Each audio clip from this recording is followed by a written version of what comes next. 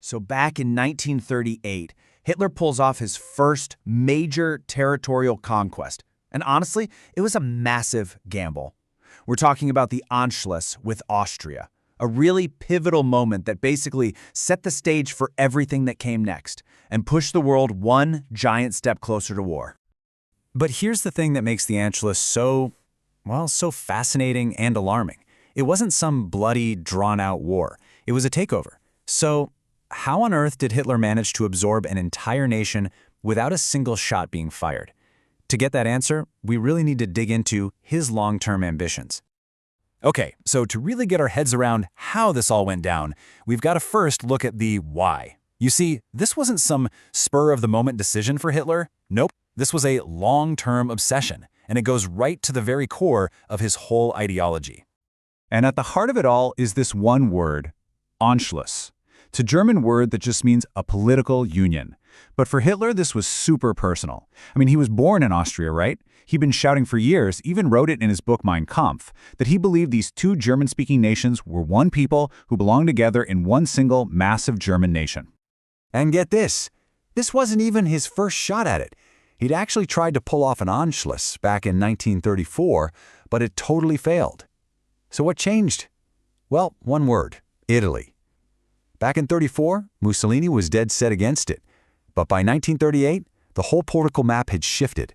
Hitler and Mussolini were now allies, and with Italy no longer standing in the way, the door for Hitler's big plan just swung wide open. All right, so with Italy in his pocket, Hitler doesn't waste any time. In early 1938, he moves fast, and now we get to the how, that rapid-fire series of events that led to the actual German takeover. Hitler's playbook here was actually pretty smart. He didn't just threaten from the outside, he worked to blow things up from within. You see, there was already a pretty strong Austrian Nazi party, and Hitler basically told them to go out and stir up as much trouble as possible. They staged riots, held huge demonstrations, all of it designed to create chaos and put the Austrian chancellor, a guy named Schuschnigg, under incredible pressure. So Schuschnigg is completely backed into a corner. He's getting zero help from Britain or France, so he tries this one last desperate gamble. He calls for plebiscite, basically a public vote, to let the actual Austrian people decide if they wanted to stay independent. Hitler, well, he absolutely loses it. He could not risk losing a public vote, so the reaction was instant, an ultimatum. He demanded Schuschnigg cancel the vote and resign immediately, or Germany would invade. No negotiation. And just like that, Schuschnigg resigned. The pressure campaign had worked perfectly. German troops rolled right across the border into Austria, but there were no big battles, no heroic last stands. The takeover was basically a parade. It was all over without a single military fight. The Austrian government just folded. So, what about that vote? Remember the plebiscite Schuschnigg wanted? Well, Hitler decided to hold one anyway, but only after his troops were already in control of the whole country. And the results? Drumroll please, an insane 99.75% in favor of joining Germany. Yeah, right.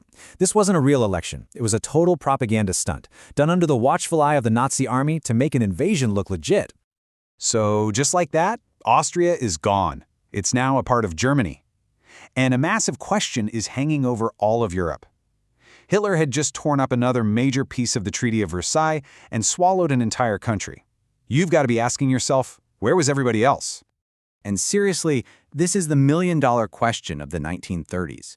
Hitler is being openly aggressive, and yet the big international powers, Britain and France, just stood by and watched. Why? Well, over in Britain, there was this feeling, held by the Prime Minister Neville Chamberlain, that the Treaty of Versailles had been too harsh on Germany anyway. Some leaders, like Lord Halifax, even argued that German-speaking Austrians had a right to be united with Germany. But underneath all that was a deep, paralyzing fear of another war. Everyone was absolutely terrified of repeating the slaughter of World War I. France, meanwhile, was a political mess and just wasn't willing to fight Germany alone. So they were both stuck, hoping that if they just gave Hitler this one thing, maybe he'd be satisfied and they could avoid a much bigger war. Okay, so we've got the why and the how. Now for the most important part, especially if you're revising this stuff, the so what. What were the actual concrete consequences of this unopposed takeover? Why does this event matter so much? And this quote right here just nails it. Hitler took a calculated risk, a huge one, and the payoff was absolutely enormous, not just for him, but for all of Germany.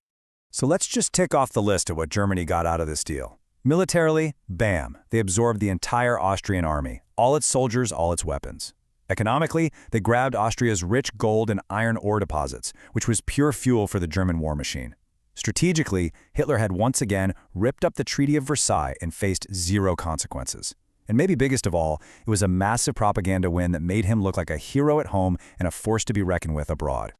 And what this all really did was set a terrible, terrible pattern. Hitler makes an aggressive move, he breaks international law, and the democracies just give in. This policy of appeasement meant that every single time he got away with something, it just made him bolder and more ready to plan his next, even bigger move. And that leaves us with one final chilling thought. Hitler had won, big time. He now had more soldiers, more resources, and a massive strategic advantage right in the heart of Europe. Appeasement was the name of the game. So the question wasn't if Hitler would make another move, but where.